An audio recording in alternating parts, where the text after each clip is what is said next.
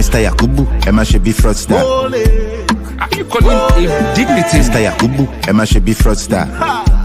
Mr. Yakubu, how much you collect? Professor, your reputation they smell. Not be waiting we vote, not be you boss like a town hall. Different from Bala Blue. Say if you know like I'm you could go to court. 300 billion with no results. Election for Naija, Inec select. Not be the people decide, now Mahmoud select. Now that they force the people to congratulate. It's so funny, I can't really comprehend. Shana democracy be this. I been a democracy be this. Bala Blue de buga, say nothing they happen. Money they break if you buy them all. 2023 we not forget you. The most fraudulent election in my country. Mr. Yakubu, Emma should be fraudster. Next argument. I leave the rest for the next argument. Mr. Yakubu, Emma should be fraudster. Are you calling him dignity? Mr. Yakubu, Emma should be fraudster. Mr. Yakubu, how much you collect? Professor, your reputation they smell. Not be waiting we vote, not be you boss like a town hall. Different from Bala Blue. Say if you know like I'm you could go to court. 300 billion with no results. Election for Naija, Inec select. Not be the people decide, now Mahmoud select. Now that they force the people to congratulate. It's so funny, I can't really comprehend. Shana democracy be this. I been a democracy be this. Bala Blue de buga, say nothing they happen. Money they break if you buy them all. 2023 we not forget you. The most fraudulent election in my country. Mr. Yakubu, Emma should be Next fraudster. argument. I leave the rest for the next argument.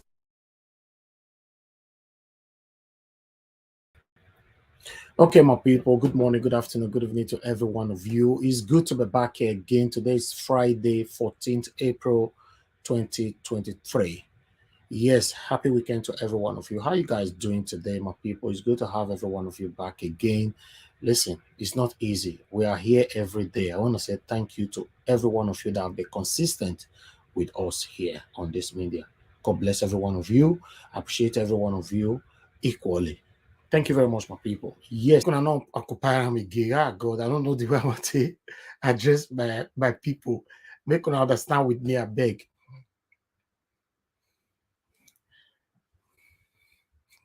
No. Yes, we have our guest now. Iris Finance, thank you. They make me laugh, but let me welcome our guest to the studio first. Everybody, please turn on your camera. Turn on your camera. We have our guest on the backstage. Everybody, turn on your camera, or you will be removed. You know, you will be removed if I wait for this to be done. Mr. Chuks Obiboze, please turn on your camera. Patricia T, are you going to turn on your camera? If not, you know, good. Wonderful. Mr. Edwin, are you going to turn on your camera before I bring in my guest in? You know, turn on your camera. Turn on your camera. Please, everybody. Okay, let's say Mr. Chuks Obiboze is not available. Okay, you're available. God bless every one of you. Okay, ladies and gentlemen, please help us to share this broadcast. You know, we have our guest right now with us. I'm going to put everybody in the backstage quickly as I welcome in our guests. But before that, let me just welcome in our guest. Good evening to you, Barrister Mike Igini. Thank you very much, sir, for joining us. How are you doing today, sir?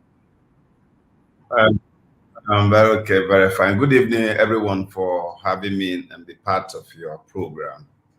And thank you. Thank you. Thank you very much, sir. It's very, very good to have you here on our broadcast today. Yes, we'll be looking forward to this. Thanks for keeping to your time as well. Yes, ladies and gentlemen, you know, like I said before, we have the former resident commissioner of Inec in Akwa Ibom, Mr. Mike Igini, right here. You know, Mr. Mike Igini, I'll quickly, before we move on, my name is Elvis. You know, I'm the owner of this channel, and I have my wonderful consigned Nigerians who join us here 6 p.m. every day. We talk about the things that's affecting us in Nigeria. I'm based in United Kingdom. I've lived in United Kingdom almost all my life. I can categorically say I'm not happy with the way things is going on in Nigeria. That's why we are here. That is what the channel stands for. But I want to let you know, sir, that I've been following you now for a while. You know, I've been following you since 2020, you know, when there was when you were on channels There's a statement which I'm going to quote. I'm going to requote that you stated. I started following you since that time, and I've glued to you. I've watched all your videos. We've analyzed, I can say, 80% of all your videos, including the one you've done today in Arise on this platform. In 2020, you know, in channels you were interviewed, this statement glued me to you. You said, and I quote, local government elections are nothing but organized crime. They should not be calling them elections at all. That was your statement. Do you remember that, sir? Good. Correct. That's true. Wonderful. So. Ever since, I glued to you. I understand the pains we're facing in Nigeria.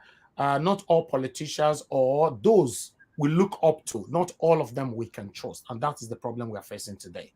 Thank you very much for joining us, sir. I would also like to quickly reference back, because there's a quick question before we start. You know, I understand that, you know, you were, because now they're saying that the former resident electoral commission.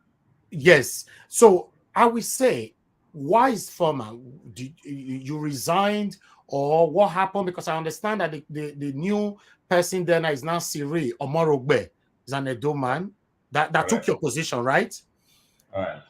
Please, if you can let us know, you know. Thank you. Okay. Well, first, thank you very much for having me. The conversation you've been having over time about the affair of your country is actually a reflection of what we call the ultimate aim of democracy, which is government by discussion. Democracy provides a platform for citizens, either in government or in opposition, or ordinary citizens, wherever they may be, to have conversation about the public affairs of their country. And so I want to first and foremost commend every one of you for keeping on the conversation on how best to make the best out of our own country. The problem of our country is essentially about leadership. And as I noted this morning, given the level of human resources, the human index, and the material resources we have in our country, if we can get the leadership question right, the speed with which Nigeria will attain greatness will be like the speed of a rocket. But this is where we'll be having our problems. You know, everything rises and falls with leadership. And so the leadership recruitment process is very key to the progress of our country. If you check around the world, starting with organizations, companies, how well they do, you will have to go and look at their recruitment policy. If you heard that this company is doing so well, like some of the companies that work in Nigeria, Chevron, Shell, and some other corporate organizations that are doing well, all you need to check is the mode of recruitment. What kind of people do they recruit into those organizations? It will tell you the kind of people they recruit. And so the struggle to get it right for our country in terms of leadership has been on for a very long time. I never knew that I would find myself in the election management body. As a matter of fact, in 2010, I woke up on the 8th of June 2010. At about 2 a.m., I got a call from an old classmate. It's one of these heavy-duty writer in this day newspaper. You must have been reading about him, Shaka Momodu. We're classmates, secondary school classmates. So he called me that, look, your name is among Jega, your name and other people have been appointed by President Jonathan to the election management body. So I woke up in the morning and the front of newspapers, I saw my picture, Jega, and all others. So, well, given what I knew about Inec, that's what they've always been doing. It was not the best of organized crime in the name of election, complete facade, as you witness in 2003, and the worst of all in 2007, when ballot papers were not even produced. Ballot papers were not even produced. And those that were produced were not serialized. They were never serialized. Yet, I just remember that time, there was a story that the truckload of materials from Abuja disappeared. And since 2007, those materials disappeared.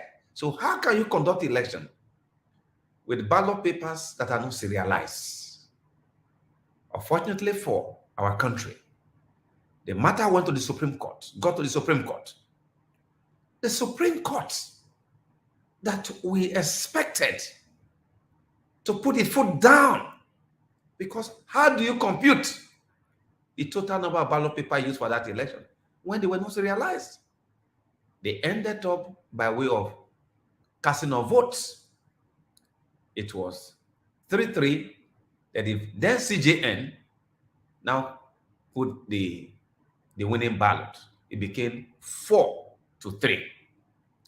And the Yaradua election that ought to have been annulled was now affirmed.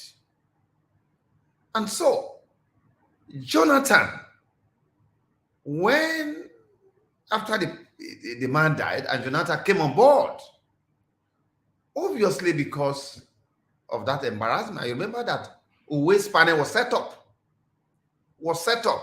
when Yaradua said this election was flawed and set up Uwe's committee for reform.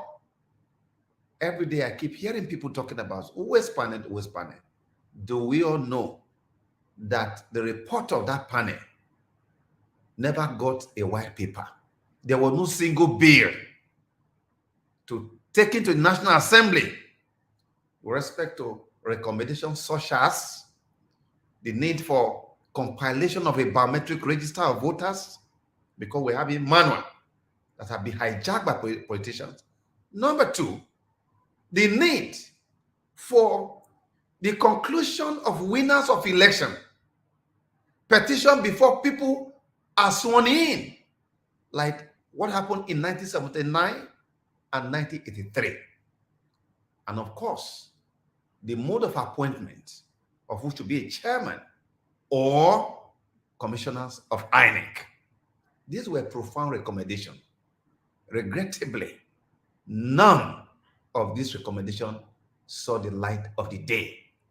It was when Jonathan now came on board, because of his own votary for credible election, he decided to appoint Professor Jega, who was a member of the Waste Committee, and the professor of University of Lagos and myself were the only 3 people that were appointed to a board made up of 12 at Abuja and 36, and of course, Federal Capital Territory resident commissioner. So when on the 8th of June, 2010, the appointment, I'm trying to give you a context, a background, that appointment was made. I declined to accept that offer because I saw Inec as a rogue institution as at that time. So I declined. So when I declined, it became an issue within the South-South. Leadership of South-South people met. Oh, and they said, how could Igini reject an appointment made by the president, who is incidentally from the South-South? So after the meeting, The late Mike Ahigbe, the former vice president, I've never met him before. Before the call he made to me, he called me one morning. And I picked the call and I said, who is this? He introduced himself. That he's Admiral Mike Ahigbe. So I was shocked because I don't have his number. I mean, somebody will see on television and all of that. So, where are you? I said, I'm in Lagos. Oh, you live in Lagos? I said, yes. He sent it address to me off. I just said, Adiogun, I should come and see him. I went there. I got there. And he said, the South people had a meeting. And they said, why would you embarrass President Jonathan by declining to accept the offer? That the reason he called me was that he noted that I was one of those people that their own military government declared wanted under Abacha, Oyegun, Chief Oyegun, and 24 others. I was the youngest PA to MK Abiola when I was at the university.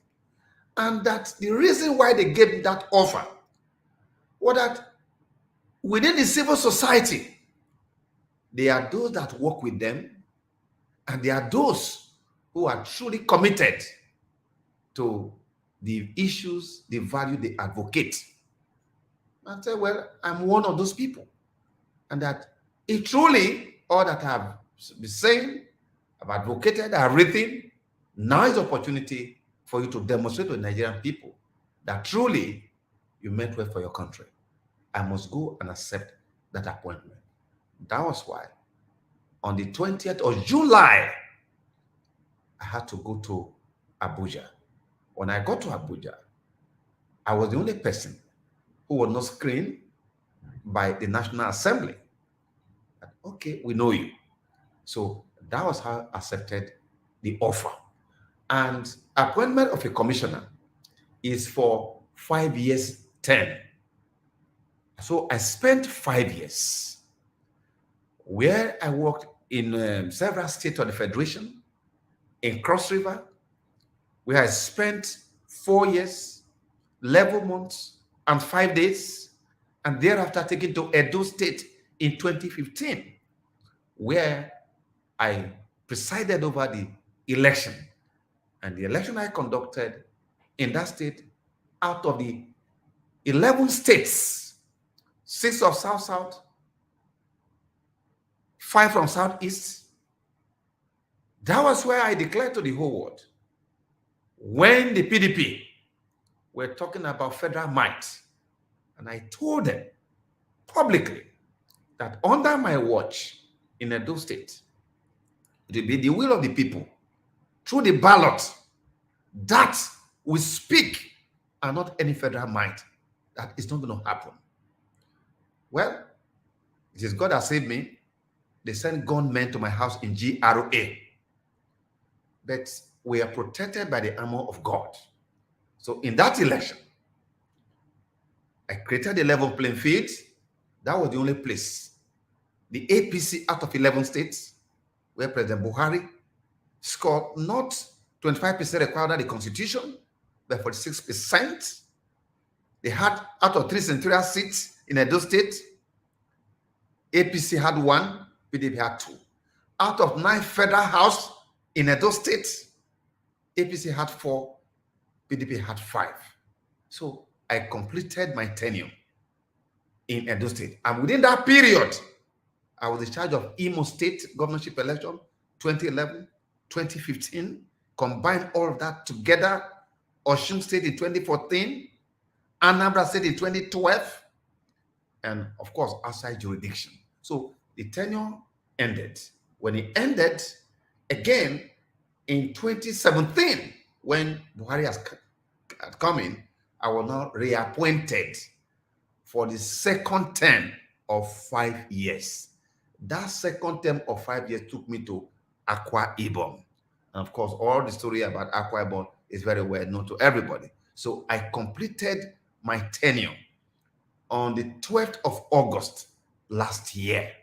And of course, because they wanted some of us to be out of the system, otherwise, you still have what you call 5 years for national commissioner, another 5 years again, of course, chairmanship and all that. But at some point, there are people who feel so comfortable that our voting for due process, doing the right thing, will not be what they want. So that is how, not a retirement, I actually serve at my term, because I'm still a young man. For you to be retired, you must have attained 60 years of age. I'm not 60 years of age. You must have spent 35 years in service. In my own case, I always spent 10 years in public service by way of an appointment. And so it's not retirement, but it is end of tenure. Okay. Wow. That's a long explanation, and it's a very touching one as well. I'm not aware that one or two person were after your life. Yeah, it's good to hear all this, and it's good to say it here. I think this is the first time I'm hearing that. I don't know about my audience. Thank you very much, sir, for clearing the air. Okay, let us quickly bring in our guest, because I don't want us to keep you here for so long. But this platform, 95% of the people here we based in diaspora. So there are questions that are going to be, because you know what happened in the 2023 presidential election. Many Nigerians, we are not very happy. We are displeased. In fact, many of us have lost hope for Nigeria. A lot of people have called into my show, have been to my show. They have vowed never to go to Nigeria again because of what just happened. So let's see what people will say from here. Everybody stay mute, stay mute. Mr. Dwayne, your camera is not on. You're not going to be put in. And if you don't do that on time, sir, you might likely be removed. Maybe you're not ready. Mr. Dwayne, okay, I have to remove you, sir, because we don't have time to wait for this. So if you turn on your camera, if you still have the space, you can come in. Okay, if somebody take the space, I'm sorry. We've said this before. Thank you. All right. I would like to start with Mr. CM. Mr. CM, please turn on your audio and speak. Thank you. Okay. Thank you, Naija. Good evening. Welcome, Barrister Mike Igini, to our platform. It's only anybody who claims not to have heard your name. Well, I wouldn't say anything, but the person should go back to school. At least in the last 10 years, we've been hearing you every day on channels, on Arise every time. And it's about election. Now, my question is this, without wasting time. We all witnessed what happened on February 28th from then on. My question is this. As a lawyer, they say section 134, section 1, subsection 1, I think B, that says something about federal capital, 2/3, 25% of at least 2/3 of all the states and the federal capital territory. What I want as one of the requirements, part of the requirement to be elected president, what I want to know from you is, because this is an opinion. I know you have your own opinion about this. Do you think that those who said 2/3 of 36 states, which is 24 states, is okay, that the president do not need to get 25% of the vote cast in Abuja because they felt that Abuja is part of the states? Or do you go along with Barrister Michael Zekome, who has put in his thoughts in writing, that 2/3 of 36 states is 24, then plus 25% of federal capital territories? That is the question. So I want to know your opinion. Thank you. Thank you, CM. You didn't tell us where you are joining us from, Mr. CM. Oh, sorry. Barrister Igini, I'm joining you from the United Kingdom, County Durham. Thank you. Okay. Thank you very much. Yes, thank you very much. Again, I want to thank all of you for your passion, your interest in your country. But just before I answer your question, it's just to let you know that no matter what we are going through, the ill of democracy can only be cured by more democracy. Now, with respect to your question, one of the things I did all through the period in service was to ensure that anything that's likely to create a problem in every election, I try as much as possible to put it up front for those who are contesting election to be sufficiently aware. I do that because I know that elections are in three phases. We have the pre-election period, the election period, and the post-election period. The post-election period is a period where the courts will have to sit. And those of you who have followed me over the years, my battle cry has been my constituency. Before I came to Inec, I've always been making the point that judiciary must stand tall and mighty in defense of democracy and the rule of law. And that a first victim of the subversion of democracy is attack on the rule of law, a failure to obey the rule of law. And that when politicians repudiate, reject the norms, values, and laws on which democracy is practiced, democracy will die. So I put everything up front. Now, the constraint we have right now is that the question you have asked before the election, I answered that question in a video that's still very much alive, because I presented it as a what you call, when you want to prepare students for exams, so what you call the area of concentration. And I made that call 2 weeks before the election, and the last day on the 24th of February. That is still there. Now, as a lawyer, one of the things, because I have concluded my thought with Arise today, I'm not going to speak to Arise again. I know that all other stations, they are on me. In fact, that's also why I accepted to be part of this program, because the moment the tribunal sits, and they're already doing that now, as a lawyer who is also calling on judiciary to do the right thing, I know that the issue they are going to make pronouncement on, I should not be seen to be doing so now. But I was free to express that opinion. So I will respectfully request that video, perhaps you can put it on your platform.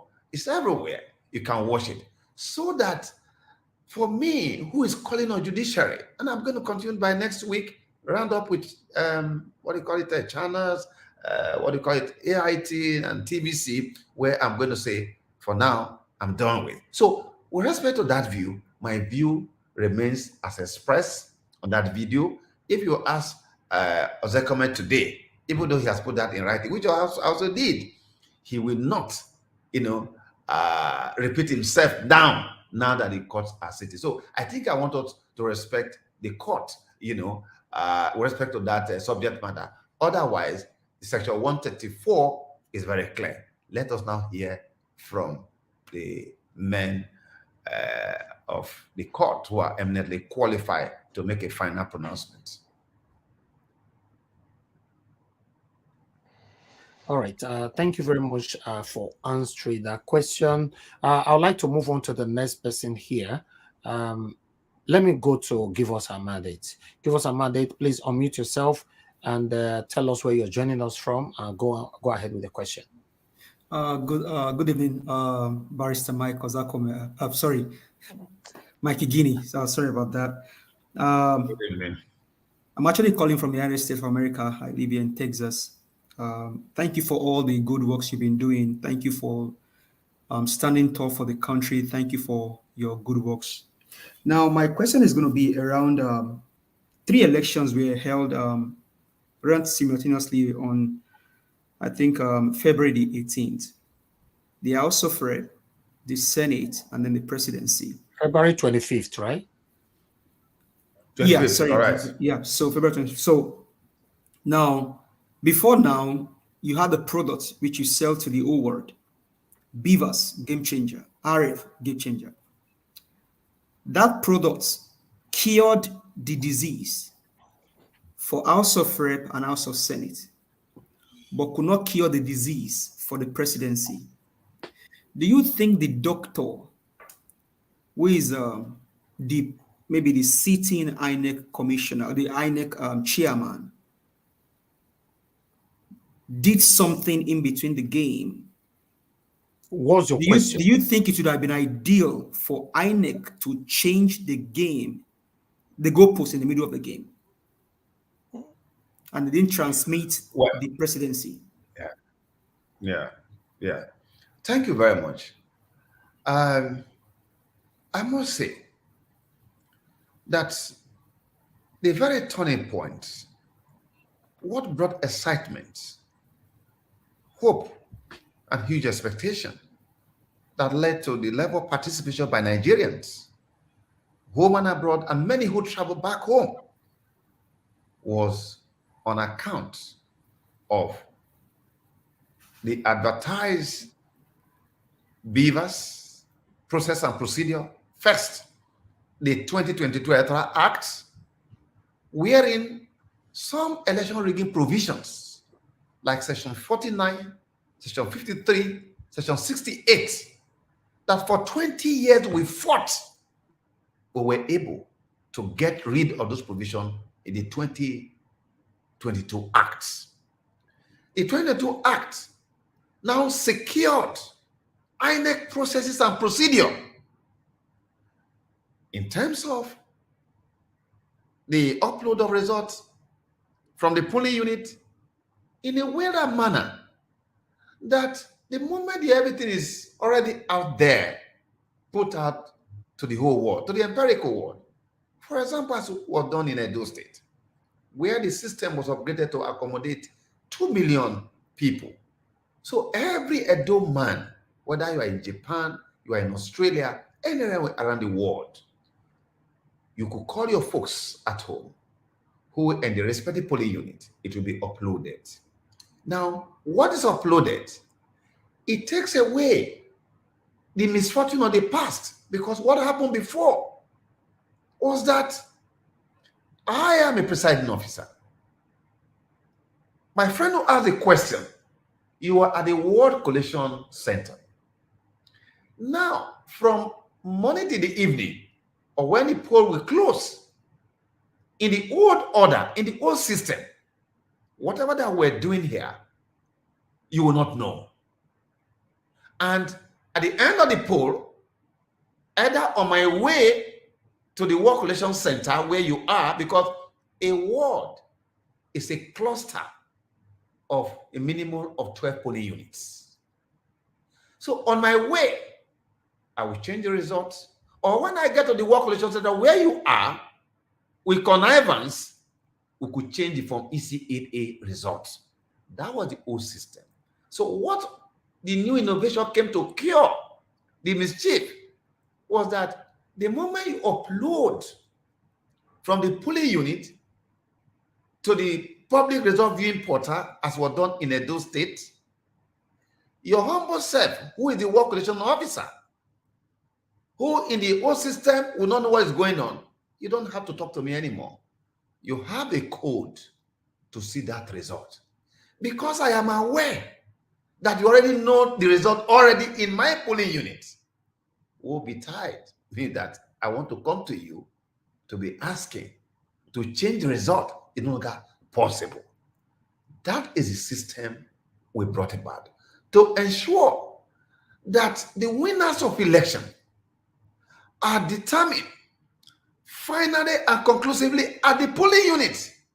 Every other stage of the process becomes a mere aggregation, collation, so that the winners of election will no longer be determined in the court of law, in the tribunal, that we must move away from the tribunal. This was the whole thing that was designed. And 105 elections, inclusive of 5 off-season governorship elections, this procedure, we use it very well. So when I left the system after the end of my tenure, I had offers from all contestants at all levels to be what you call a consultant, and I politely declined all the consultancy offer because having a part of a team that designed a process, accepting this huge offer that run into millions, it will make me to be subjective. Objectivity will be gone.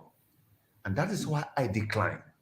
And because the pressure was on, I publicly came on air to say, look, I would rather consult for the Nigerian people because democracy gets better if the people get all the information that they need to get. I was not paid. Channels Television, AIT, Arise, for 1 year. They were giving me an average of 45 minutes, even TVC 1 hour. I never paid a dime, and nobody paid me. I was doing that in service of the fatherland. Therefore, and what that was now energized Nigerians, brought tremendous energy of hope for participation, as was witnessed in the voter registration exercise that got up to 93.5 million. So on election day, that is what we expect to happen. As you noted, House of Rep, Senatorial were uploaded.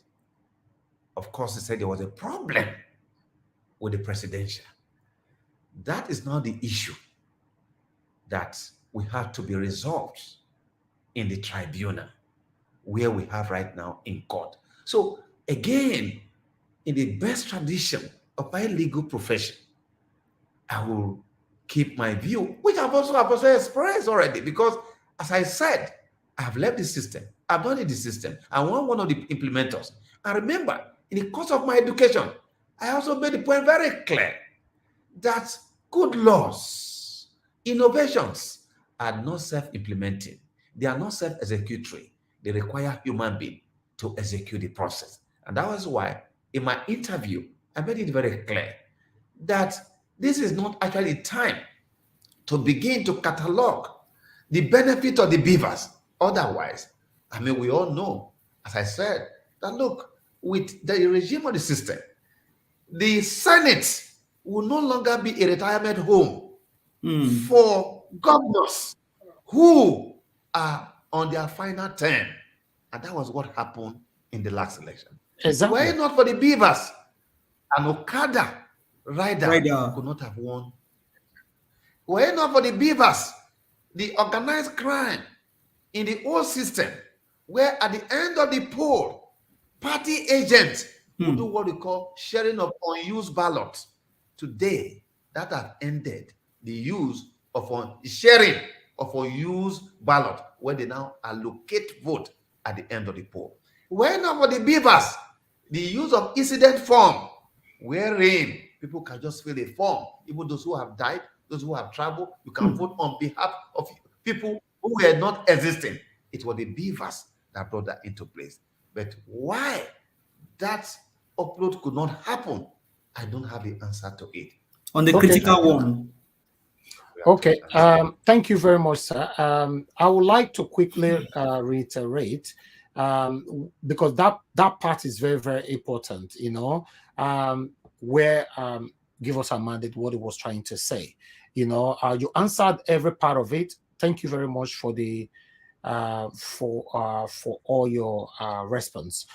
To be declared the president, a candidate must score at least 25% of the vote in the FCT. Sir, do you agree to this? Yes or no, sir? Thank you. You know, I just told you now, you know that I'm not one of those who will shy. I mean, everybody knows in this country, I speak truth to authority. There is nobody. Look, I have never heard that for saying the truth, heaven will fall. Heaven will never fall. Rather, I'm told that they'll be rejoicing in heaven. Yeah. But you see, why I have survived all the assassination, the attack, even the system itself, is the fact that, you know, when we get to a certain point, we know, okay, this is your duty. We want you to do your duty first. When you fail to do your duty, we will tell you. And in any case, I've spoken about this. And now, as a lawyer, you know, one of the things, I mean, I just told you I'm going to do some conversation. I've spoken about this here. The section you referred to. Let me just give you all the sections. Just give you all the questions section. The opinion of the court is not what we need. Section 134 of the Constitution is very clear. Section 179 as related to governorship is very, in fact, I have a table. Maybe at the end of this program, I will forward to you a table, what required to be declared a governor. And okay, let me just, let me use one state, because right now they are not in tribunal. So I can use one state to demonstrate that for you. In the 36 states of the Federal Republic of Nigeria, only 12 states that if we are going to compute the 2/3 of number of local government, we must score 25% to be declared a governor. We have only 12 states that have even number. Let me use two that are not part, or one that is not part of the current tribunal, because of the respect I want to differ to the tribunal. Imo State. Imo State, I don't know anybody on this platform is from Imo State. Imo State has 27 local government, including Jigawa. They are the only two that have 27 local government. Now, Imo State, 2/3, I mean, the mathematician on this your platform, 2/3 of 27 is 18. You've got to have 25% in 18. Do we agree mathematically that 2/3 of 27 is 18? Do we agree on that? Who are the mathematicians here? Yes, we do. We do. We do. Yes. Yes, sir. Correct. 2/3 of 27 is 18. Now, let me tell you the tragedy of what happened in Imo in 2019. And I've said that over and again. And I'm saying that because it is sometime this year or so, there will be governorship election in Imo State. I have been in charge of Imo governorship election twice. Some of the key positions you are seeing there, I've ordered for the arrest. It's during the elections. Now, in 2019, Emeka Ihedioha was returned as a governor of Imo State. That return was unconstitutional. You know why? Emeka Ihedioha scored 25% only in 9 local governments. 9 local governments. That's where he scored 25%. He ought not to have been returned at all. But you know what happened? He was returned. Now, the man that is down there, the question now is, how many local government did he score 25%? If you find out, it's shocking. And so, you cannot be a governor of that state without having 25% in 18 local government for simple majority. Do you know that in the commission, there is no documents to guide returning officers? So the question I've already asked, is it one deliberate? Because such attempt was made on me in 2011 and 2015 in Imo State, when I had to take over the state because there was a crisis there. The former Vice Chancellor of the University of Lagos, the late Professor Ibitako Obe, was the returning officer. So when you left that thing not computed, no document to guide a returning officer, when it comes to that moment, that's when the millions, the billions will now be offered, pushing people up and down. But you can't push people like us. And so, the point we made here is that I made that education, that information available before the presidential election. 2 weeks before, and on the 24th of February, where I made that opinion. And when I made that opinion, there's no tribunal sitting, there's no court anywhere sitting. It was just part of my civic education. But now that the courts, remember, as we speak, they have exchanged briefs. The moment issues have been joined before the court, as a well-respected member of my constituency, that I also have respect for constituted authority, having expressed my view in the past, which of course everywhere it will be, not respecting the judges who are seated now, because they are the ones to now hear their final. So for that, I think you can always go back to what I said before now, but not at this point in time when the court is sitting. We now want to hear from the courts. All right. Thank you. Thank you, sir, for answering that question from, okay, that was from me. Okay. Let me quickly move on to Madam Victoria. Madam Victoria, please unmute yourself and pass your question within a minute. Thank you. Thank you very much, sir, for honoring our visits. And thank you for coming to clear the air as constitutionally permissible. We appreciate your kind gestures. Thank you. My only question is, actually, I have it written down. Where are you talking from, madam? United States. I'm talking from the United States of America. Oh. And my only question is it logical to say that Inec is a division of APC because Mahmoud was reappointed in 2020 despite his negligence and his inadequate performance in 2019 election that was largely condemned by local and international observers? Yet he was reconfirmed because majority of the Senate are APC. So is it really logical to say that Mr. Mahmoud or INEC is a division of APC? Thank you. Thank you very much. Thank you. Let me add to that question. Barrister, please let me quickly add to that question as well, because a similar question from someone else asking that if INEC supposed to be involved, speaking or backing up APC in this petition. Thank you. Go ahead, sir. Okay. Thank you very much. First, with respect to the description or the reference to the chair, one of the things that the Ways Committee, try to address for the purpose of independence of those who work in the election management body was that process should be taken out of the executive. In several jurisdictions where perhaps you have very stable political system, because in Nigeria, you have one political party today, by the next election, it fixes away. What usually happens is that the judiciary will nominate some people to that body.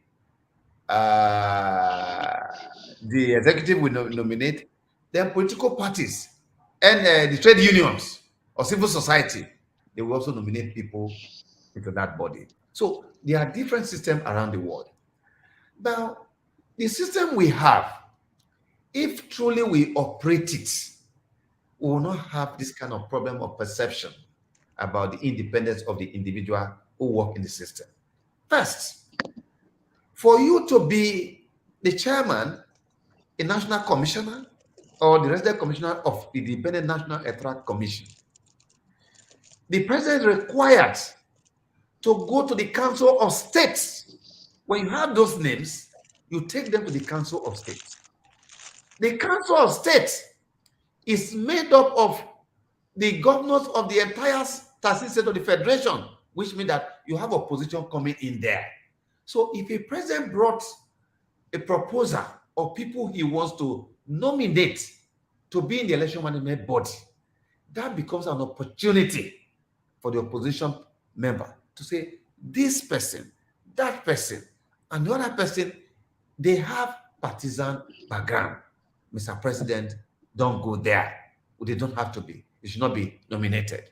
But the question is that system being adhered to? That's stage number one. Stage number two, even when the president nominates, it doesn't mean that it is final. He goes to the Senate. And in the Senate, they have a duty to now go to the third schedule, paragraph 14 of the Constitution and section 154 of the Constitution that says that anybody that will be nominated into the Electoral Commission must be a person of unquestionable integrity and must not belong to a political party. These are conditions that are there. And in any case, such individuals are expected to stand before the People's Parliament and to take questions so that we can know their vision about the kind of EMB they want to manage, and also gives an opportunity for Nigerians to be able to do due background check on the individuals. But as you saw, the last round of appointment, if you were following what was going on, the civil society people, they stood firm. They brought detailed records about individuals who ought not to be recs that were nominated. But what happened? It went through the parliament.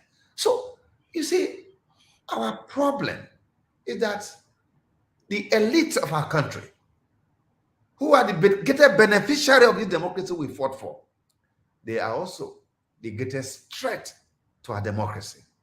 All we must not fail to do is to give up on them. Because, I mean, given what we are doing so far, they are still acting, behaving the way they are behaving. Imagine if we gave up, what will happen to all of us? So that with respect to the issue about who can be in Inec and not be in Inec. Then the question you, the anchorman, your question, Yes, the second question. Yes, my question is, why is INEC Okay, right. Yes. up? Yeah. Yes, right. Now, you see, the Electoral Management Body is the one that made a return. Now, once you make a return, you are the one who made a declaration. All right? Yeah. Under the law, you become, you see, there are two parties, or the parties to election petition. You have a petitioner, which could be a candidate alone or a candidate and his political parties. They are the petitioner. Now, the first respondent is the person that INEC, the Election Management Body, had declared or returned as the winner of election. Then, of course, his political party, and the third could be the INEC. Now, naturally, legally, having made that return, it's not expected of you to come forward to now defend that return, justify the return that you have made. And that is why, this is where we now need to draw a line. If you listen to the program today, and I've said that over and over and again. In fact, the reason why I don't even want to speak again, because there is nothing that I have not put out there to judges and to my colleagues in the bar. And that is that under the Evidence Act, there's a what you call evidential axiom that says that it is you who assert has the onus to prove. All right? Now, if you go further to section 136, subsection 2 of the Evidence Act, as well as section 140, but let me just take you to only section 136, subsection 2. It says that in election proceeding, what is required to shift the onus of proof of how election was well conducted, that account must be taken with respect to those who are in possession of facts that require to prove that election. I, as a commissioner, for the period I serve in Inec, once return had been made and letter of appointment had been given to lawyers of Inec, once they come to my jurisdiction, the states, I issue a second letter to them. Particularly at the venue where we are going to give what we call certificate of return, I make a clear announcement that, ladies and gentlemen, today you are collecting certificate of return, having been returned as the winner of election. However, right in the office, there are people who have gone to court and they are saying that they have evidence, because I will not be everywhere, evidence of wrongdoing. Please take note. If evidence of wrongdoing is provided, I, as a commissioner, you as lawyer that have been appointed by headquarters, here, you are not here to defend a trophy that must be defended at all costs. But statutorily, you have a duty to now come to explain your duty as lawyers in the election that I supervise, it to explain to the court how you made that return. It is not for you to go to the court, to filibuster, to be seen, to be working hand in glove with whoever we have returned. I will issue such letter to them, all right? And that wherever there's evidence of wrongdoing on the basis of which return was made wrongfully, so shall it be. Such election should be annulled. What I'm saying here, you could ask all lawyers, senior advocates that have been given the type of employment, I will do that. Because, which is the last point on this, if I supervise election, the process, methodology, the ad hoc, I adopted it, the ad hoc staff, I recruited them, I trained them, I deployed them, I produced the ballot paper, I produced the result sheets, the result were all done at the polling unit. I'm also in possession of all documents and all that. If issues are raised with respect to the credibility or otherwise of the return that I have made, I should be the one to explain how that return was made without being seen not to be an umpire. Because the person you returned, the petitioner, both of them, to be truly speaking, why should they be the one to defend a process? That is why it is the duty of Inec to do so, to be the one to explain how you made that return. That explanation is what we are going to see in the tribunal. And that is why it don't. Okay, thank you very much, sir. Thank you. Wow. In fact, you are educating us today. I like this. Okay, let me move on to the next person here, because all my panelists, they have a question. But in case you don't have any question, for any reason, if you have answered some of the questions that you've jotted down, when I come to you, you can say pass. Okay, thank you very much. Okay, let me quickly go to Mr. Keredolu. Mr. Keredolu, are you there with us? Okay, it seems you are not there right now. Okay, you are there now. Okay, Mr. Keredolu, unmute yourself. Pass your question within 30 seconds, sir. Unmute yourself, sir. We can't hear you. We can't hear you. Sir, we'll come back to you. Let me move on to the next person. We can't hear you. Busy Brains, please pass your question. Go ahead. Thank you very much, madam. Okay. Hello, Mr. Good evening, Mr. Barrister Michael Igini. We are so honored Igini. and very grateful to have you on Thank you. the show today. Really, really blessed. And from the ways Thank you've you. answered our questions, you've answered it so robustly. You've given us context, you've educated us, and I really feel empowered already. So my name is Busy Brains. I'm calling from the UK. Bear with me, I'm on a road trip. So my question is this, right? I know they say politics is a dirty game. So it is called a game. And I want to believe that in all games, there are rules. And for all players to be intimated of what the rules are before the game is played. But it feels to me, Barrister Igini, that Igini. Igini, yeah, sorry. It feels to me that we are playing a game without rules, and those that have the with the powers that be make the rules as they go along. That is how it feels. So Okay, the question is, before this exercise, were the rules spelled out, pump and plain to all the players in the game?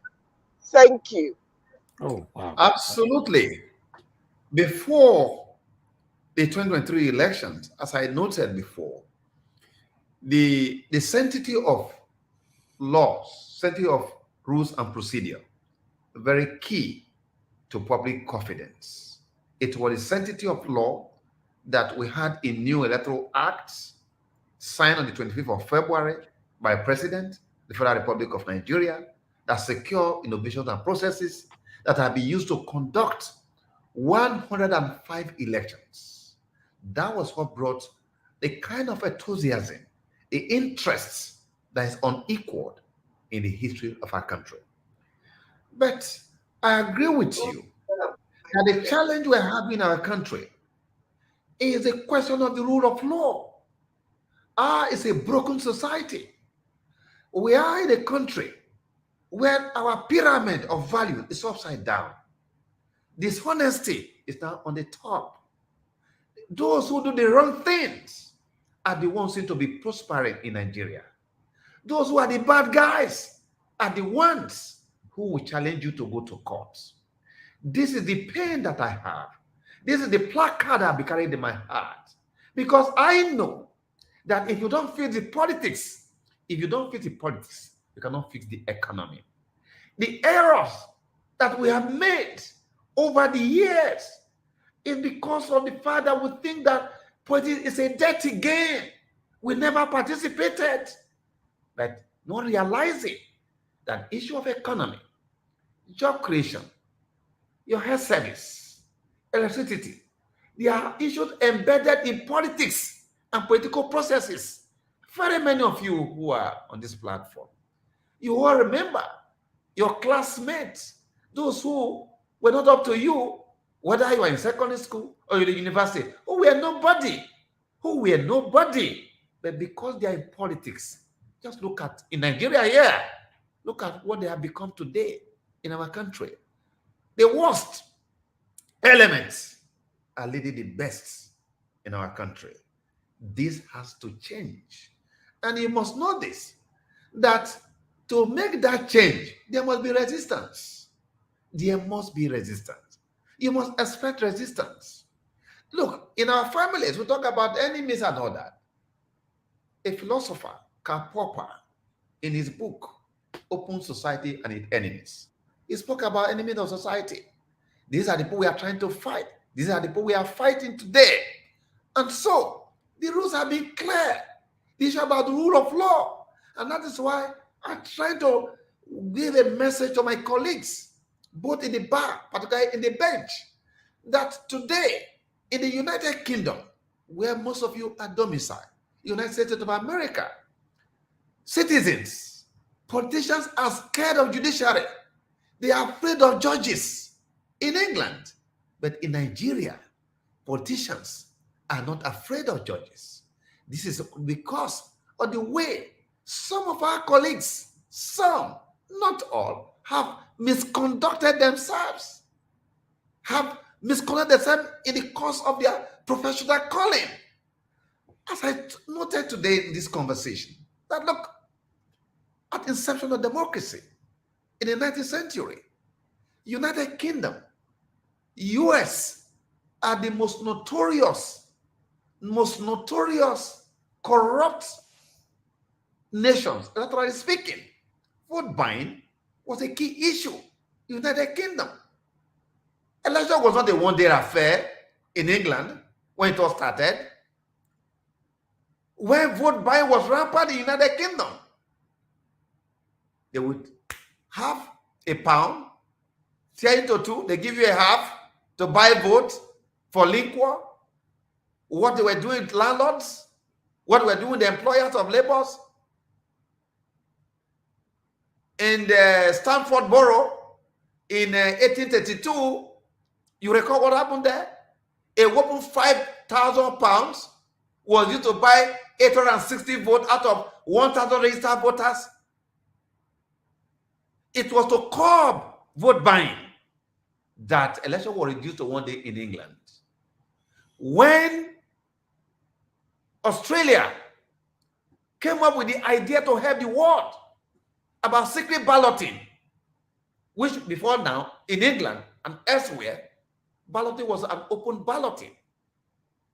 It took United Kingdom 16 years to accept a reform to adopt secret balloting, which they finally accepted in 1872.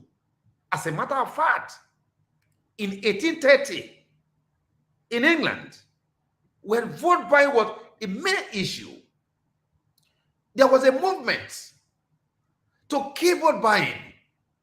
And we all recall, as students of history, were documented that a petition totaling 1,280,000 petition signature was wheeled to the parliament of about 3 miles at the House of Commons during the debates. Disraeli, who was the 2-time Prime Minister of the United Kingdom, on the day of the debate to stop vote buying, he was seen eating oranges. The debate ended 235 votes to 46 votes to defeat vote buying. The point I'm trying to make here is that to get our situation right, I want your conversation, this is your platform, that where we are now is the judiciary now. No insult. We must call on judiciary to stand tall and mighty in defense of democracy and the rule of law. Because in England, because politicians could buy, they were buying the system in England, buying landlords to pressure voters, buying employers to give directly to voters. On account of that, the judiciary in England refused that the election petition should be brought to the court. Because if they allow that to happen, politicians will capture the judiciary. They will buy judges in England.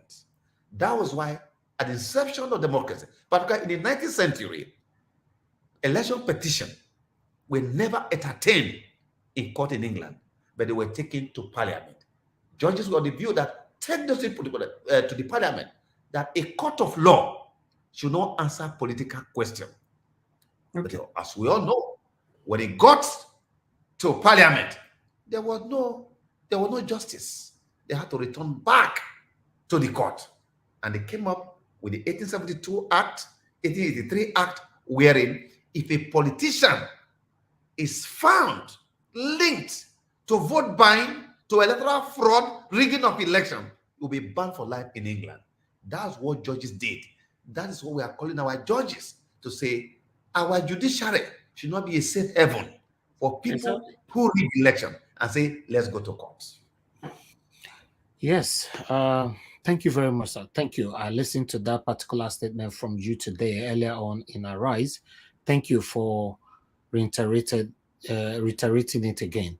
Thank you. I would like us to move on to Chuks Obibweze. Mr. Chuks Obibweze, where are you joining us from? And pass your question. Yeah, good evening, Barrister Mike Igini. My name is Chucks Obiweze, and I'm calling from United Kingdom. Thank you for all the things you've been doing. Being a follower of Nigerian election, especially 2023, you made it possible for most of us, both in Nigeria and diaspora, to become interested in our electioneering system. And of course, we give it to you, and today we are happy that you come here to clear your name, but because most of us are calling on you to come and, express what you're just doing now, because we put all our hope, because you said it's a game changer, though you have answered it. Yeah, my question is, INEC said there's infractions in the election, and that those infractions are not up to something that will make them cancel the election. And knowing that over 80 people died in this election, what are our judicial system saying about people dying in the course of election, not during the campaigns and all this? Because where I'm living today, if one or two persons die because of election, then there will be trouble. So what is our judiciary, doing in the case of those who died and, going forward? Thank you. Okay, thank you very much. In our country, we seem to have lost our sense of humanity. The death of one citizen on account of election is one that should touch the heart of all men. But today, the killings going on in our country is intolerable. We've seen that of elections. We saw the ethnic profiling that took place. We saw people were prevented from voting. Now, the tribunal that are settled, they are basically going to look at the civil matter, the civil aspect of the election. Issues about deaths, painful, regrettable. If we are able, and of course, security agents should have gone out to do all of that. It's part of the tragedy. When I said that I'm seeing shock, for those who have read my interview, I'm seeing shock, and that's why when people want to talk about the benefit of, I don't want to talk about benefit of beavers when we have lost people. I don't really want to talk about that. In fact, I don't want to talk about some of these things now because we lost human beings because of election. We saw the disruption. We saw the maiming that took place. We saw the behavior of the political class during the campaigns, how people, were killed. It's so unfortunate in our country, but this is where we are.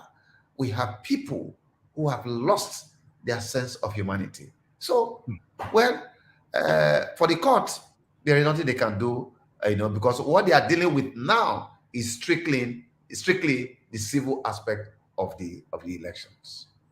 Thank you, Barrister Mike. Let me ask Patricia, because I'm quickly moving on to everybody. I have four more people to go.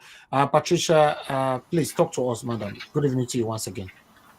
Good evening, everyone, and a special thanks to Barrister Mike Igini.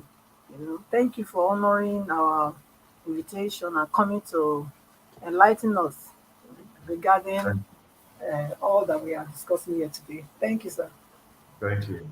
Yeah. Where are you joining us from? Where are you joining? I'm joining from Denmark. Denmark. Thank you. Yeah.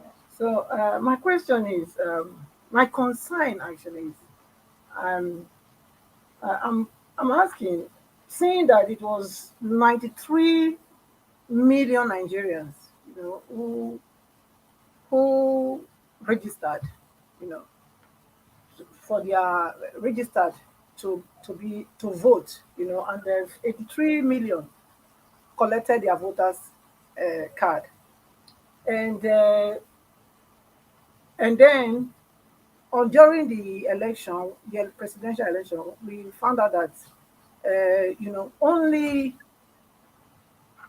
88, the one who won, you know, according to Inec, you know, only had 10%, about 10% of the accredited vote, you know, people that collected their voters, accredited voter, collected their voters card. Seeing that there was so much suppression, voter suppression and irregularities with this election, could the commission not have taken a stand to annul the vote rather than, you know, allowing it to run and then declaring a winner? That's my first question. No, you only have one question. You only have one, madam. Okay. Okay, please let I just land on the second one. Sorry. Okay. Go ahead. Thank you. And then the second one is section, I think it's part 6 of the Constitution, section 137, subsection 1D, about the disqualified, who can be disqualified, the disqualifying factors. So I want you please to enlighten us on that, sir. Okay. Thank you. Okay, very quickly. I am so delighted that the level of interest that they have shown. I mean, maybe some of you are lawyers. You are very much in hand with the very relevant sections of the law. So you also have even read it, you know. That section has to do with, I've just already said, the disqualifying sections. And the words are very clear there.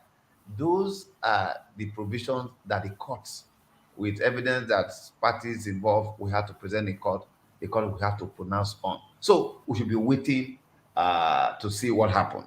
Now, with respect to the total number of registration, total number of PVC collected, and the final outcome in terms of the abysmally low record of participation, you know, and why couldn't the commission, on account of that, cancel that election? No, it is not possible to do so. As a matter of fact, elections are not cancelled on account of the level of participation. Elections are cancelled on the basis of either lack of substantial compliance with the provision of the law, or for other acts that are captured under the act. But first, let me make it very clear that, you know, when we talked about 90-something registered voters, yes, you know, that registered voter includes those who have died, those who have moved away, those who also will not come on the day of election. And also don't forget that there was a time frame which I think that must change in future. Some things that happen shouldn't happen. People having difficulties collecting PVC and all that. But let me give you the categorization. So don't also forget that there was a cutoff point for the collection of PVC, which means, in fact and indeed, that many people who could have participated in this election could not also collect their PVC. Now, the fourth factor was the fact that many people were prevented from voting on account of the activities of extra-constitutional actors, those who prevented people from voting. So it's a combination of this factor that brought that level of participation so low and so abysmal.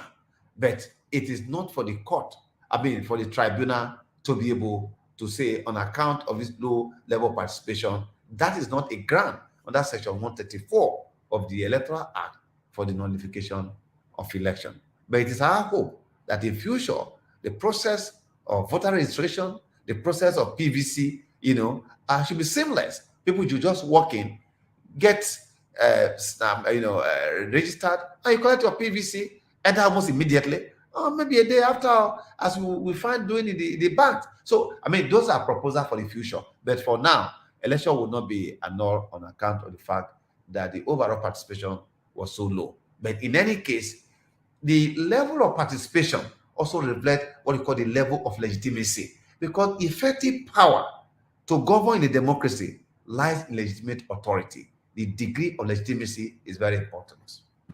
Thank you, Barrister Mike Igini, and thank you very much, Madam Patricia, for that wonderful question right there.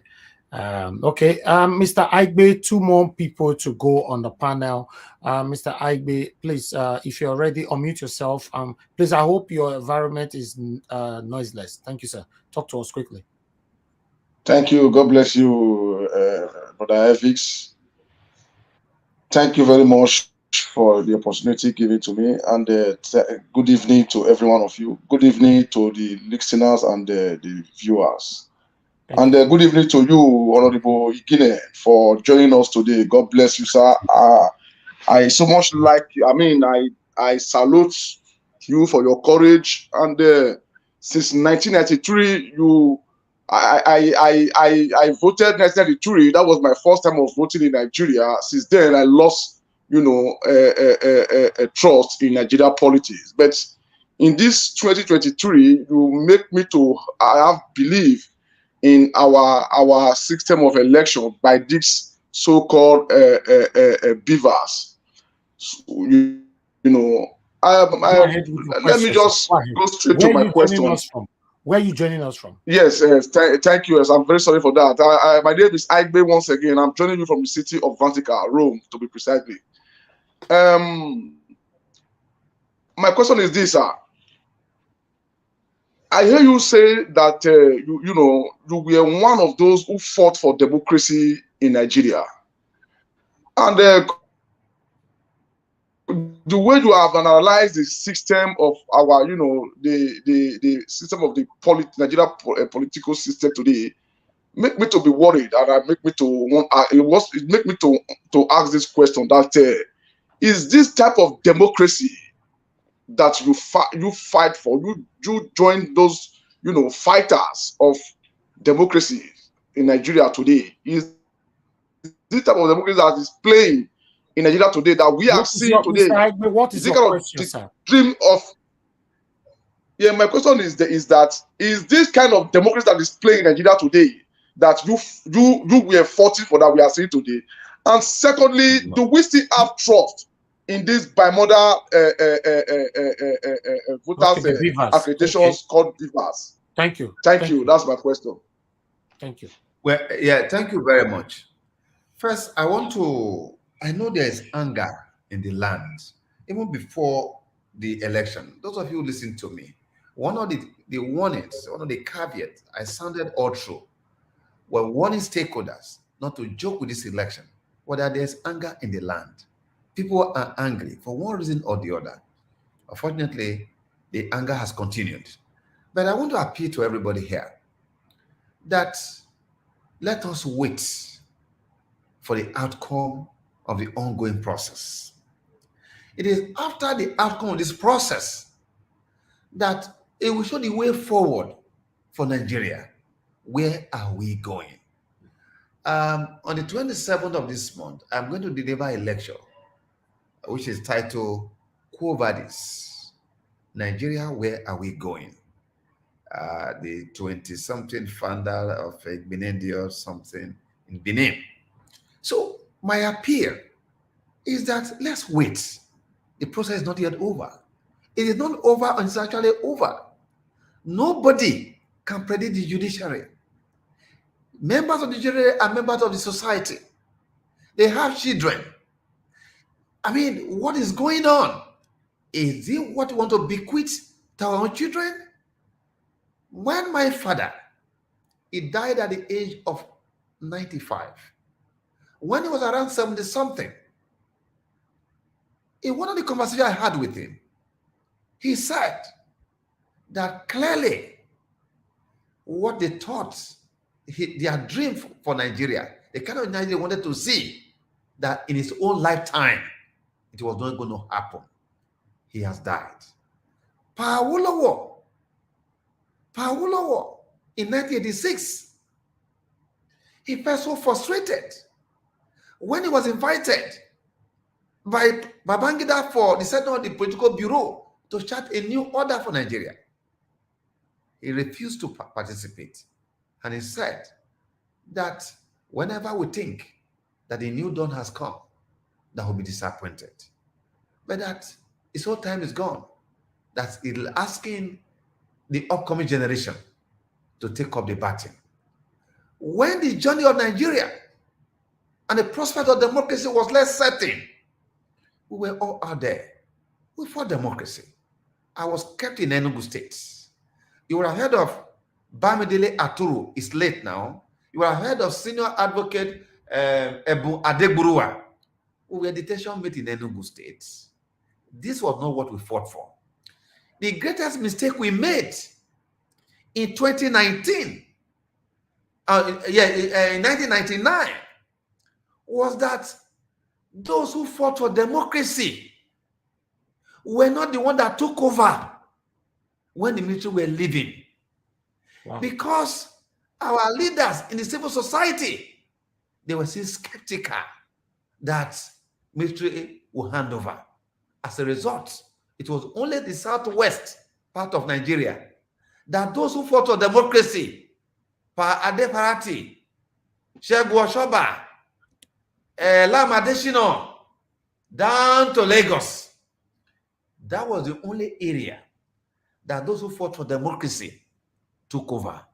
In the south, where I come from, and other parts of Nigeria, those who were in bed with military were the ones that took over. And what we find today, they are the ones who have been rigging elections. They now have their own people. They have been training to do all kinds of things. These are the people we are trying to upstage. We cannot give up. We'll get there. We see what the Beavers have done. Look, Beavers didn't fail.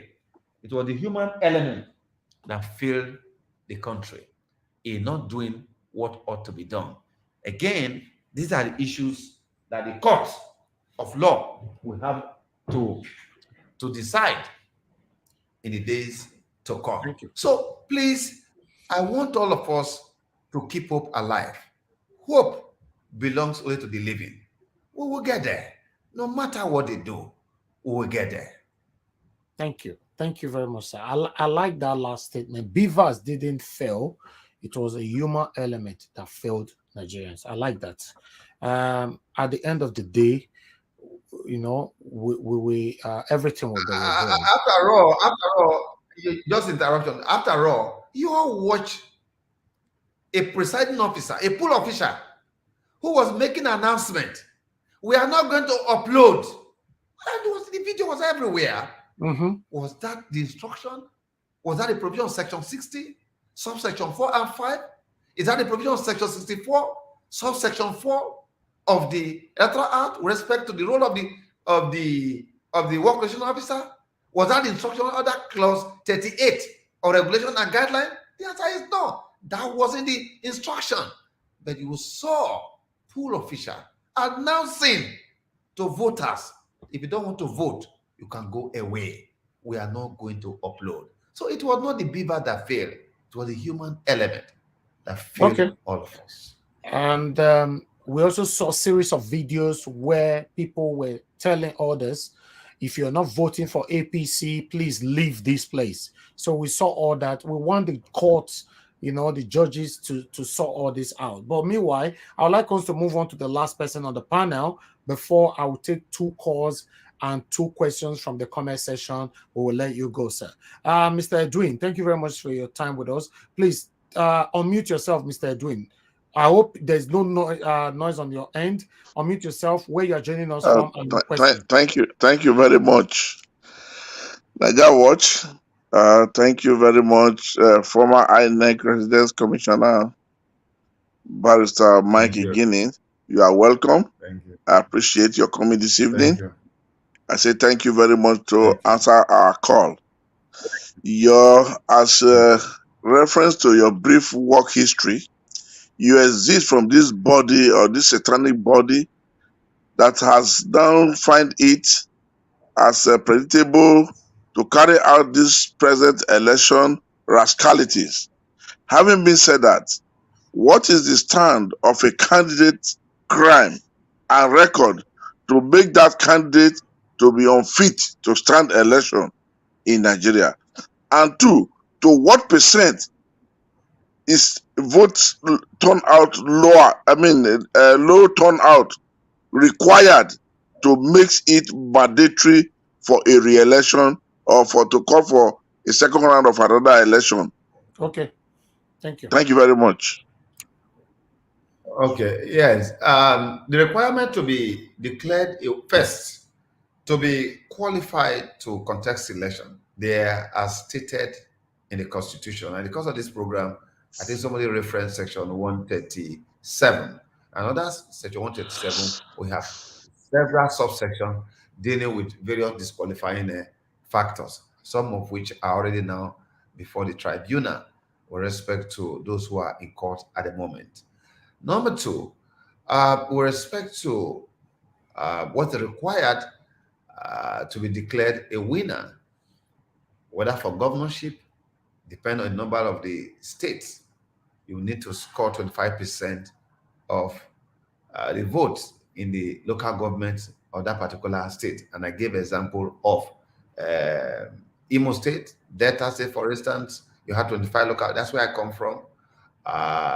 For you, 2/3 of that give you 16 point something. So we say 17 and all of that. That's what required. Then for presidential, of course, it's very clear, Section 137, it's also as stated there, having 24%, all of that in the what do you call it, in the state of the federation and the federal capital territory as stated. These are the issues that are now before the court. So there's no level of votes, total number of votes, which will be part of the questions someone put across before, that will be the basis to say election is cancelled. It's only when you fail to meet a constitutional indicia that another election could be called. For example, if it's clear that all the presidential candidate, for instance, or governorship candidate did not meet the requirement, there will not be a rerun between the first two candidates who had the highest score, who will now go for a second round of election, excluding all others. Those are the requirements in the Constitution. Thank you. Thank you, Barrister Mike Igini. Okay, I'm done with the panel. I'm just going to take only 2 calls. And the first caller we have here already is Mr. Alex. Mr. Alex, please tell us where you are calling from and go ahead straight away to your question. Thank you. Yes, thank you. Thank you, Mr. Najawash. Mr. Barrister Mike Igini, your name do not need a vuvuzela. Oh, you are known among the ragtag and the bhaktis in Nigerian political cinematography. I'm calling from the ancient land of Igodomigodo, the ancient Benin Kingdom. Yes, I just want to ask you, as an elder statesman, as a concerned citizen, are you worried for the future of this country? Are you worried that a man that has drug-related charges in America with papers to prove, this is not alleged now, has found his way to the Nigerian, most sacrosanct position as a Nigerian presidential elect? Should we now also expect more people, more Pablo Escobars, more Nigerians who are serving jail terms across the world on drug problems to be warming up to come and run for position in Nigeria? Thank you. Or should we also extend the letter to the horse puppy in America to come and run for Nigerian presidency when he's done with this crime? What do you think, sir? Thank you. Thank you, Mr. Alex. Thank you. Continue to watch us. Okay, Barrister Mike, go ahead, sir. No, you see, well, as I just said, I have been in the system, in the public institution. I'm a lawyer, and given that quite a number of all the issues that have been raised here, that are almost being discussed every day, already before the tribunal, I just said a few seconds ago that I just appeal to everybody that so many issues on the front burner are before the courts. Let's wait and see what the court will do. All we can be doing, I enjoy you to do, is to be vigilant, to continue to engage, pay attention to the courts. We don't need to insult anybody, insult the judges, despite the expressed misgiving by so many folks on account of how the judiciary, some of our people, colleagues have conducted themselves, particularly when you saw how people who really participate in party primaries suddenly became candidates, decisions that came so close that also have affected public perception.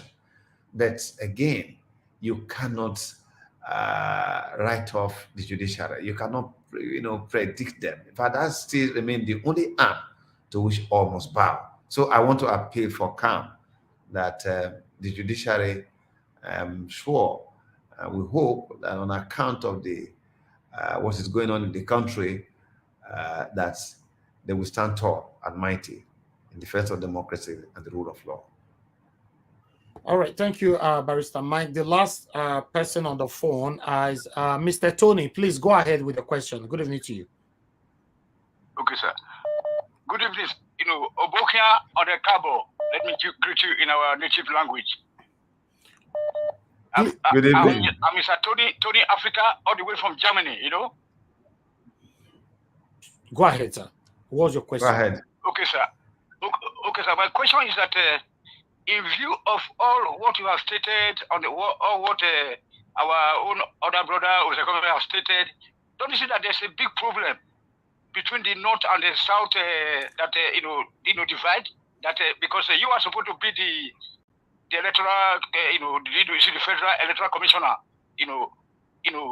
for the way that I saw the whole situation. What's your question? My question is that what do we do in order to forge ahead? Don't you think that we need to start to discuss with each other, the north and south of Nigeria, in order to be able to move forward so that we can cancel all those quota systems, that we deny the qualified people from taking up the right positions in the face of the cabal. Thank you. In the face of the cabal.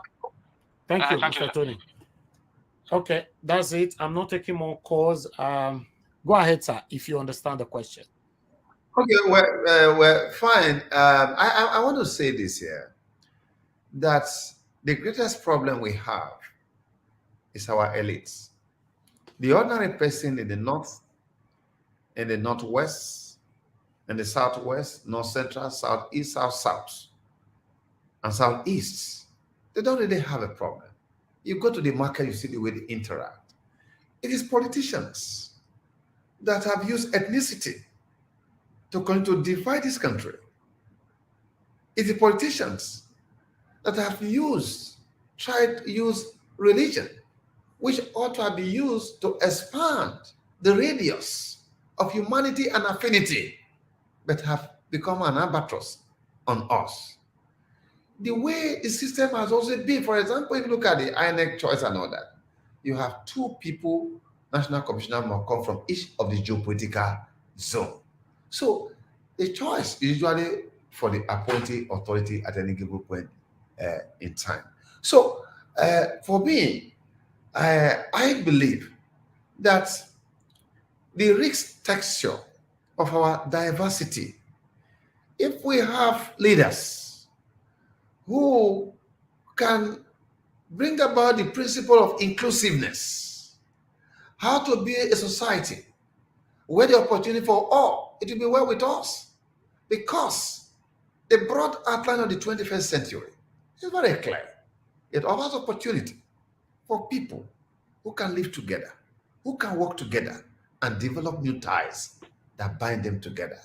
Our problems remain the elite of our country, who are the greatest beneficiary of this country called Nigeria, who also tragically are the greatest threat to the progress of our country. Thank you. Thank you, sir. Just one more last call. Mr. Henry, thanks for calling in. Please go ahead straight. Yeah, Where you okay. calling from, and pass your question. Yeah, good evening, Mr. Barrister Mike Igini. My name is Henry Good Gabriel. I'm evening. calling from Germany. Yeah, I wanted to ask if we hope we have right now is the judiciary, because if the judiciary want to go on this case, you have to go on evidence. But if they go against this, they don't go through the evidence and give us a negative result. Nigerians are waiting for this judiciary because we are waiting for the judiciary. They should do the right thing, because our body are hot right now. Okay. So what's your question, sir? My question is: are they going to allow to televise this court case for everybody to watch live? Is it possible? Okay. Because Nigerians are interested. We're all interested. Okay, televising. Thank you. A lot of people actually ask on that from the comment section. I believe he's going to answer everybody at the same time now. Go ahead, Barrister. Thank you, sir. Yes. Now, on the issue of televising of court proceedings,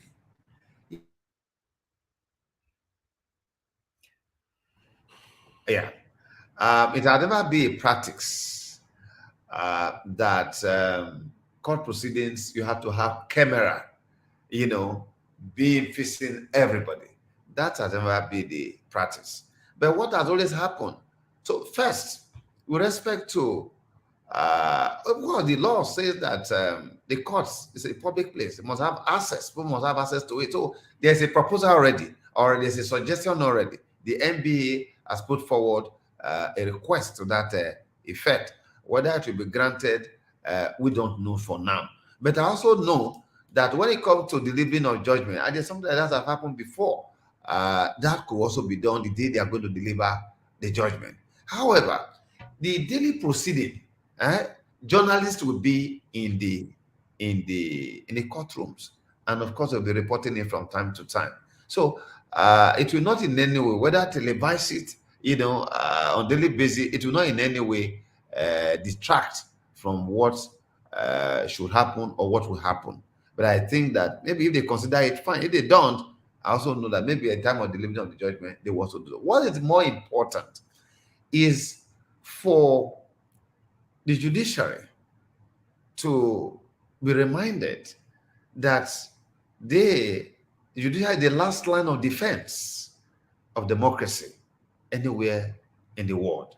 And that if the institution or representative democracy will have a hopeful future, it will depend on how courageous the judges will be to deliver judgment according to the letter and spirit of the law, and to do everything possible to avoid technicality, but rather to deliver on substantive and procedural justice. That is what's required. That is the only way we can hold accountable people who do the wrong thing, because society make progress on the basis of reward and sanction. A professor who tried to mess up the process under my watch, one of them is on trial. One was convicted and sentenced to 3 years imprisonment. The other professor, very soon, we'll see here about what's going to happen. Staff of the commission who deviated from the highest principle of ethical standards that I maintained or true, I got all of them dismissed from the system. For the period I worked in Inec, for 10 years, in each of the states, I never stepped into the home of a human being. For good 5 years in Akwa Ibom, I never stepped into the home of a human being. If there is any human politician born of a woman who can come forward to say that for ordinary pure water he gave to me to enable him succeed in the election, I have challenged everybody, come forward. It never happened. It never happened. And so we are looking forward. The whole, not only Nigeria, the whole world is waiting to want to see what will happen in the light of the very weighty issues that are before them to deal with.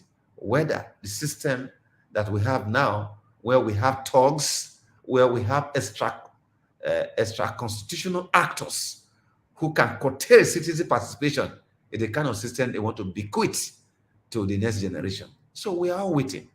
We are waiting to see what happens. Thank you very much, Barrister. Okay, now questions from the comment section and my own question. Okay, from the comment section, I have from one of our team here asking here, put on the screen. My question, sir, are you aware of the opinion of restructuring of our judiciary system? Well, I don't know exactly what you're trying to say, but I think what needs to happen is the quality of people that goes to the bench, the mode of appointment. We must appoint the best of legal minds to go to the bench. The current mode of appointment by politicians that's not based on merit, based on man, no man, it's what has brought down our system to the level we are today. Many who are in the bench should not be in the bench. So merit is the key issue. People have integrity. It was an Austrian jurist, Eugene Inec, who made the point that there's no guarantee of justice except the integrity of the judge.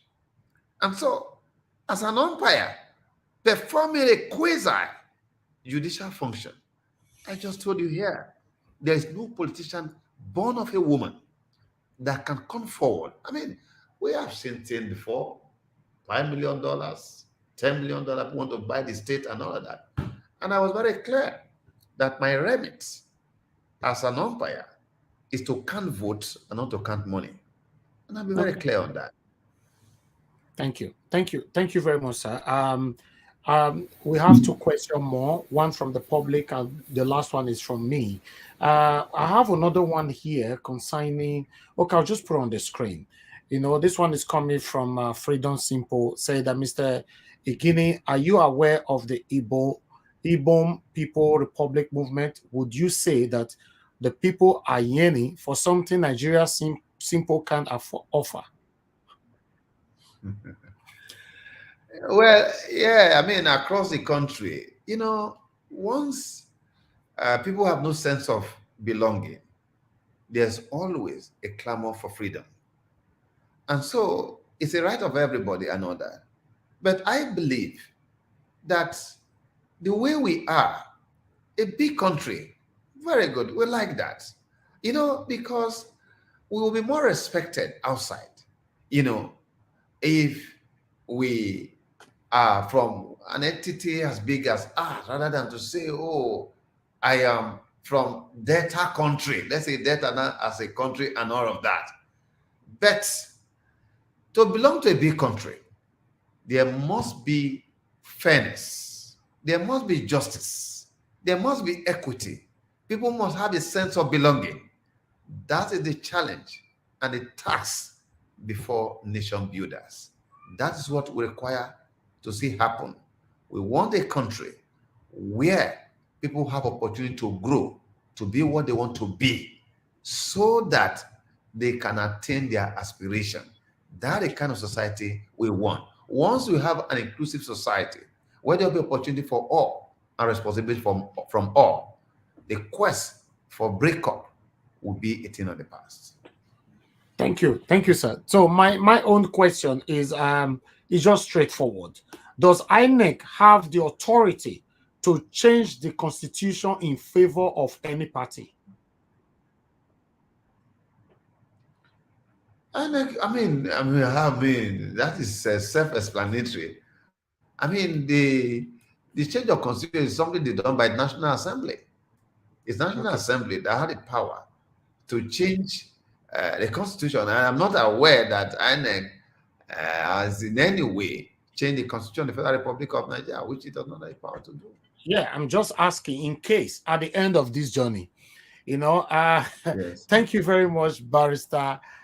INEC can only make a proposal, like any one of you can make a proposal, you know, for changes, just like the proposal we made with respect to the Electoral Act.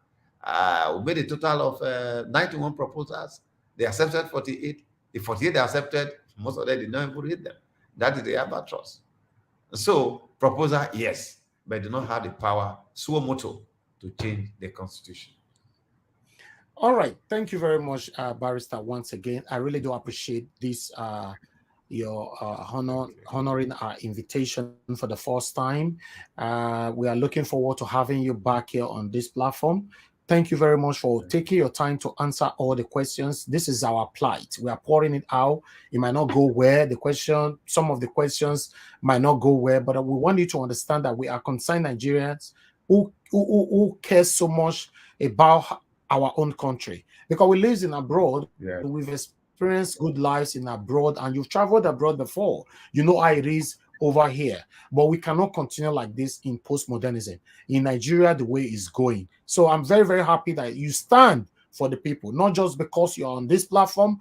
We've played series of your videos on this platform, and you can testify to the response from the people here, how they recommended you.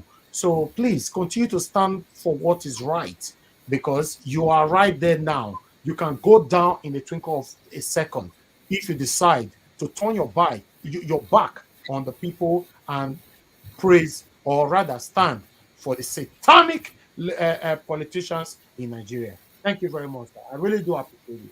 Thank Please, you. I'd like Thank you you for having to me. address the House in 1 minute, your closing remark.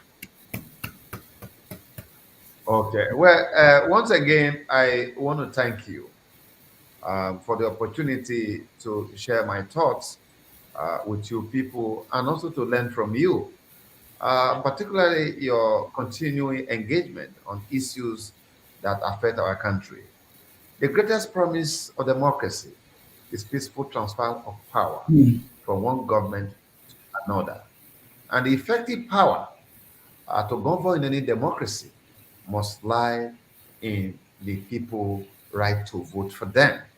And so a democracy where vote do not count, it becomes a ritual without actually choosing. This is what we try to avoid by designing innovations to address historical challenges of election service delivery in our country.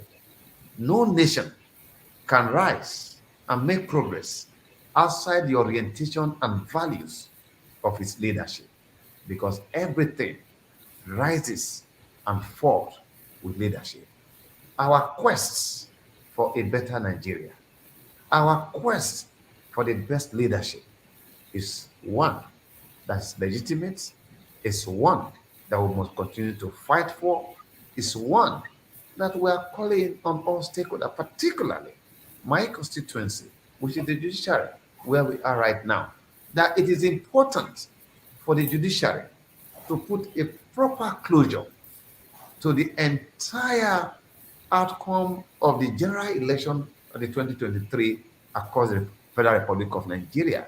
Because to do otherwise will send a wrong message, particularly to the young people of this country who are first-time voters, who, if there's no proper closure, we may lose them. That's my greatest worry. That's my greatest fear. And it is my hope that the judiciary of the Federal Republic of Nigeria will stand tall, mighty, and defend democracy for the good of all of us. So that very many of you who have been out there, who want to come back home, you'll be able to come back home and be part of nation building. Thank you once more. Until we meet again. I say Thank goodbye. you very much, Barrister Mike. Thank you so much, Barrister. Thank you. Thank you, sir. Have a good evening, sir. Thank you very much for joining us. We appreciate you. Always, always, always. Bye for now.